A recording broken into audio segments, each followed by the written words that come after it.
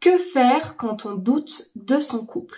Bonjour à vous, j'espère que vous allez bien. Je suis vraiment très heureuse de vous retrouver dans cette nouvelle vidéo sur ma chaîne S'aimer plus, dans laquelle aujourd'hui je vais vous donner mes meilleurs conseils de coach, mais aussi d'humaine, de femme qui est en couple et à qui c'est déjà arrivé de douter de mon couple. Et je trouve que c'est important de parler de ce sujet parce que pour ma part, quand ça m'est arrivé, c'était quelque chose de tabou, quelque chose que j'ai pu ne pas assumer, et je sais que ça peut arriver à des personnes que j'accompagne, peut-être vous qui regardez cette vidéo. Donc j'avais envie de vous donner des conseils pour pouvoir cheminer et traverser cette situation, pour en trouver des ressources, mais surtout pour trouver aussi des réponses à l'intérieur de vous. Pour les personnes qui ne me connaissent pas, je me présente, je m'appelle Chloé Mercart, je suis coach, maître praticienne en programmation neurolinguistique et en hypnose ericksonienne. J'ai créé S'aimer plus en 2019 pour justement accompagner toute personne souffrant de dépendance affective à s'en libérer, pour que vous puissiez justement vivre des relations amoureuses épanouissantes. Et aujourd'hui, avec les années, mon message s'est un peu transformé, mais le fond reste le même. C'est-à-dire que mon but, c'est de vous permettre de renforcer votre puissance de transformation intérieure. Et pour ce faire, ce que j'ai envie de vous transmettre, c'est que justement, pour créer la vie de ses rêves, pour vivre une vie qui nous inspire, qui nous épanouit vraiment, et écrire sa légende, il faut selon moi commencer par s'aimer soi-même, être en paix avec soi-même, et pouvoir ensuite améliorer ses relations et être en paix avec les autres. Donc si vous n'êtes pas encore abonné à la chaîne YouTube, je vous invite à le faire maintenant, en cliquant sur le bouton rouge s'abonner et en activant la cloche des notifications pour recevoir tous les matins une vidéo à 8h, sauf le dimanche. D'ailleurs, pour les personnes et les femmes notamment célibataires qui veulent trouver l'amour sur les sites de rencontres tout en travaillant sur leur estime d'elles-mêmes pour se respecter, pour avancer à leur rythme, sachez que j'ai créé une formation offerte dans laquelle, dans une série de vidéos, je vous donne et je vous transmets des outils de coaching qui vous permettent justement d'avancer sur cette thématique-là. Donc pour pouvoir justement accéder à cette formation, je vous invite à aller dans la description de la vidéo, à cliquer sur le deuxième lien qui est proposé et à remplir le formulaire pour ensuite la recevoir directement par mail. Alors la première chose à faire pour moi quand on doute de sa relation, c'est-à-dire quand on la remet en question, quand on se demande si c'est vraiment la relation qui nous correspond, si on a envie d'évoluer avec la personne, la première chose à faire, c'est déjà d'accepter ce doute-là sans se juger. Je dis ça parce que il y a deux façons de vivre le truc. Soit on doute de sa relation, mais en fait on doute surtout de nous, en train de douter, et en fait à aucun moment on accepte le doute, donc en plus d'avoir un doute qu'on n'assume pas, finalement on est en train de se juger par rapport à ça parce que on devrait pas douter de sa relation actuelle et qu'il y a des choses qu'on n'a pas envie d'assumer. Ça c'est la première façon de faire et vous avancez pas et ça revient encore et encore. Ou soit vous vous dites j'accepte le doute, j'accepte de douter, c'est ok, ça fait partie de mon chemin de vie, ça arrive, c'est sain, c'est normal de douter de sa relation. Donc en fait je vais vraiment regarder le doute pour ce qu'il est.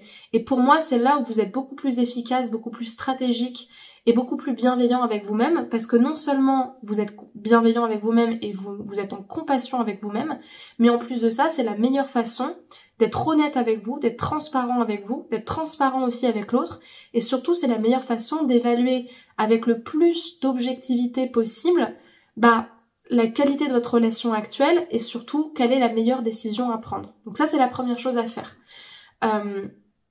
Pour continuer dans ce conseil-là, et pour vous donner peut-être plus d'éléments pour parvenir à vous comprendre, simplement rappelez-vous et prenez conscience que vous n'étiez pas la même personne quand vous avez commencé cette relation que aujourd'hui quand vous en doutez. Tout simplement parce que notre identité, elle évolue, on n'a pas une identité propre, on est constamment en train d'évoluer avec la conscience de notre évolution. Il y a en même temps certaines choses fondamentales qui restent, comme les valeurs ou les croyances par exemple, et surtout on n'a pas toujours les mêmes objectifs quand on commence une relation, surtout quand on la commence jeune et que c'est une relation qui date de plusieurs années et dans laquelle on a eu énormément d'évolutions personnelles, quand il y a eu des évolutions dans la relation ou tout simplement des évolutions en termes de projets personnels, de projets de carrière. On n'a pas les mêmes objectifs, on peut pas tout prévoir à l'avance. Donc même si vous étiez d'accord sur les types de relations que vous vouliez et sur votre état d'esprit sur le moment, on peut pas contrôler le fait que l'autre évolue de la même manière que nous ou non. Donc c'est bien normal, et je trouve que c'est sain d'ailleurs, Moi je trouve ça carrément sain de se rendre compte qu'en fait, forcément pour évoluer dans une relation, il faut des remises en question. Comme on le dit nous en PNL, et je le conseille à chaque client qui vit une période difficile où la personne se remet en question, c'est marqué juste là, la confusion est la porte d'entrée à la réorganisation des perceptions. C'est un des présupposés de la PNL qui suppose en fait et qui vous apprend que en fait, il n'y a pas de changement, il n'y a pas d'amélioration sans remise en question. Le changement, c'est pas linéaire, c'est pas progressif, c'est comme une boucle itérative, comme un cycle qui se répète en avançant, mais justement en revenant à chaque cycle important, chaque étape importante pour ensuite évoluer et ne pas être tout à fait la même.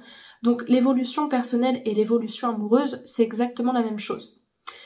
Et d'ailleurs, pour parler d'évolution, je disais tout à l'heure, on veut pas les mêmes choses quand on commence une relation que quand on évolue.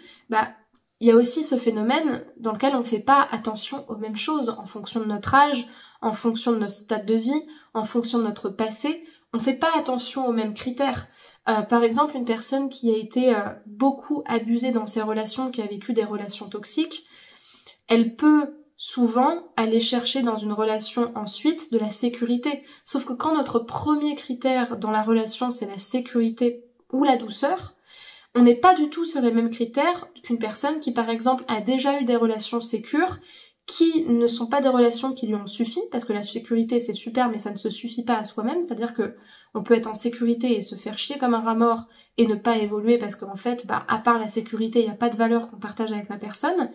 Et donc cette personne-là, elle peut vouloir déjà chercher quelque chose d'un peu plus profond ou d'un peu plus spécifique avec de la sécurité, mais également des projets en commun, éventuellement la parentalité, éventuellement l'achat d'une maison, éventuellement certains partages de valeurs ou d'activités ou de choses en commun qui ne sont pas de la sécurité, mais qui sont tout aussi importantes. Donc on fait pas attention aux mêmes choses en fonction de notre passé et de comment on évolue. La deuxième chose que je vous conseille de faire, c'est d'en parler à votre partenaire si vous êtes prête à assumer sa réponse et si vous êtes prête à lui dire les choses aussi. Parce qu'il y a certains partenaires qui vont être assommés et donc ça, il faut vraiment pouvoir l'accompagner, il faut vraiment pouvoir l'assumer parce que c'est pas évident de voir son partenaire atteint par une telle nouvelle. C'est au niveau de la responsabilité personnelle et de la culpabilité, il y a vraiment quelque chose à travailler déjà en amont. Mais aussi parce qu'il y a certains partenaires qui vont vous rassurer, et ça va être rassurant du coup, mais il y en a d'autres aussi qui vont s'inquiéter de la relation, se remettre en question, ce qui peut aussi vous inquiéter encore plus, alors que d'autres, il y en a qui vont vous donner une réponse en vous montrant quelque part dans leur réponse qu'ils s'en fichent ou finalement qu'ils pensent la même chose. Donc il faut être prêt à assumer ce type de discussion-là, mais je pense qu'à un certain moment, à la fois c'est important d'en parler pour casser le tabou et pouvoir avancer, et de l'autre, ça va ouvrir une brèche dans la relation. Mais à un moment donné, la relation, c'est aussi des épreuves, donc j'ai envie de dire tant mieux, ça montre que votre relation, elle s'approfondit, elle évolue, elle gagne en maturité, mais la maturité, enfin en tout cas dans ce type d'évolution, ça ouvre une brèche, donc ça peut ou la renforcer, ou la fragiliser. Et donc, quelque part, même si c'est pas une rupture, ça peut aussi l'anticiper. Ça dépend comment les choses sont amenées, comment c'est dit, comment c'est reçu. Mais ça peut aussi, justement, énormément fragiliser la relation. Donc, favoriser, justement, la communication non violente, la communication saine, la communication avec votre responsabilité, votre conscience des choses, tout en laissant la place à l'autre d'encaisser déjà cette information, de lui laisser le temps de réfléchir et ensuite d'avoir une discussion de couple. Ce qui est important pour ça, c'est de parler de vous. Parlez de vous. Ne l'accusez pas. Ne lui dites pas tu es comme ci, tu es comme ça. Parlez de vous et de vos ressentis. En tout cas, il faut déjà, je pense, pour entamer ce type de discussion, avoir aussi une intention personnelle sur le sujet. Et quand je parle de l'intention, je parle par là de positionnement. C'est-à-dire, avec quelle intention est-ce que j'y vais? Est-ce que j'y vais en voulant rompre? Est-ce que j'y vais avec l'intention de vouloir m'en sortir? Est-ce que j'y vais avec l'intention de demander à mon partenaire de me rassurer? Ou est-ce que j'y vais sans intention? Et dans ce cas-là, c'est débrouille-toi, démerdonne-y, prends la patate chaude et fais-en ce que tu peux. Parce que si t'en fais pas ce que tu peux, en plus de ça, je vais te le reprocher. Donc, justement, soyez mature et responsable jusqu'au bout et assumez quelle est votre intention sur le sujet. Et troisièmement, et ça, franchement, les étapes 2 et 3, elles peuvent se chevaucher, mais c'est quand même très important.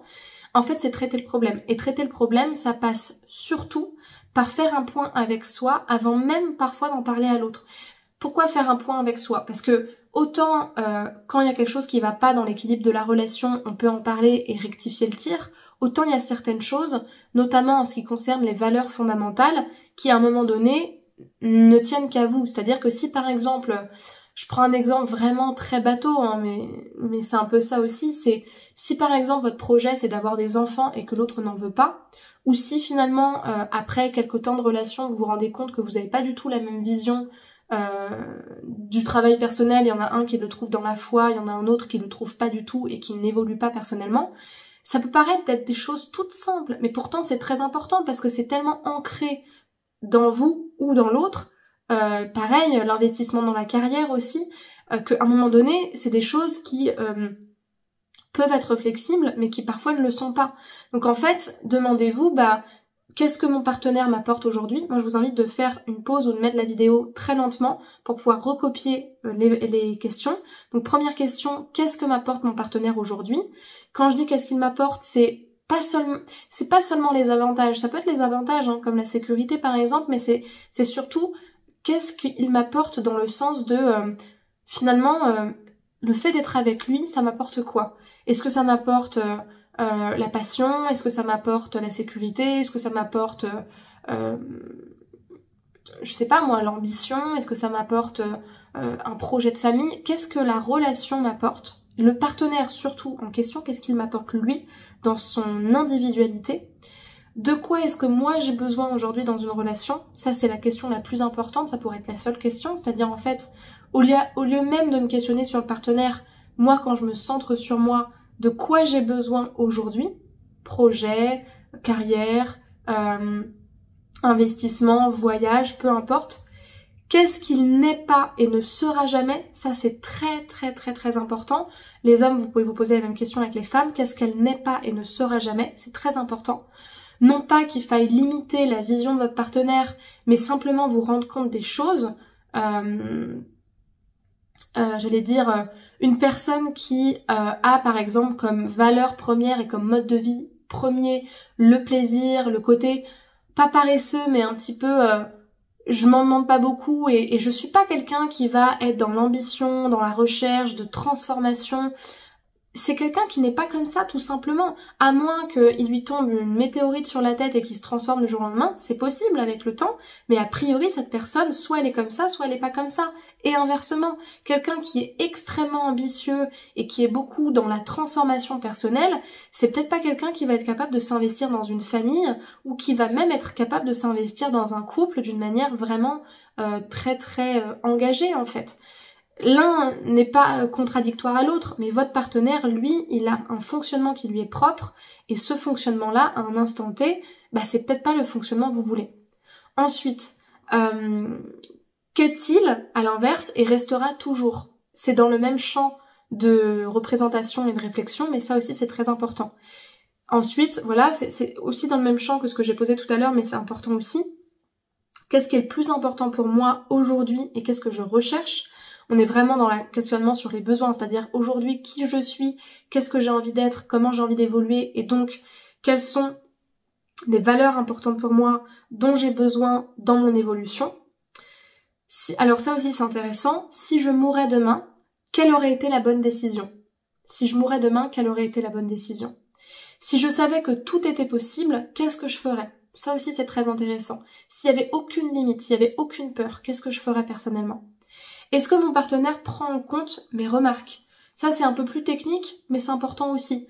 Est-ce qu'on a un bon échange? Est-ce que finalement, ce que je suis le prend en compte? Est-ce que je suis prête à accepter et à aimer mon conjoint tel qu'il est aujourd'hui, oui ou non? Très important. La question de l'engagement. L'engagement, l'amour inconditionnel. C'est un peu une question type mariage, hein, mais en fait l'engagement c'est un peu ça, c'est soit vous voulez vous épuiser et vous détruire avec l'autre parce que toute votre vie vous allez chercher à le changer, ou soit vous allez vous dire on peut changer des choses, je peux lui demander certaines choses, mais il y a des choses qui lui sont propres et qui ne changeront pas. Donc à un moment donné, est-ce que je suis prête à l'accepter et à l'aimer pour ce qu'il est ou pas? Oui ou non? en fait, tout simplement. Et ensuite, qu'est-ce que ne m'apporte pas la relation et mon cœur aujourd'hui, où est-il en fait? Comment je le sens? Où est-ce que j'en suis? Franchement, je vous conseille vraiment de prendre le temps de vous poser ces questions-là et j'espère d'ailleurs que elles vous auront plu, qu'elles vous auront déjà permis peut-être d'avoir un certain nombre de réponses.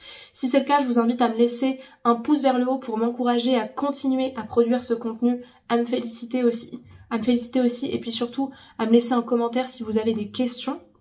Et pour les personnes qui se sentent seules, qui se sentent perdues, qui ont besoin d'être accompagnées, eh bien, ce que je vous invite à faire, c'est de réserver un appel de 15 minutes avec moi. Donc pour ce faire, vous allez cliquer sur le premier lien en description de cette vidéo. Cet appel de 15 minutes, il va nous permettre toutes les deux ou tous les deux de faire connaissance. Moi, je vais vous poser des questions sur votre problématique, mais également sur votre objectif de changement. Et si je sens que je peux vous accompagner, à ce moment-là, je vous proposerai une première séance de coaching pour qu'on puisse travailler ensemble sur votre problématique.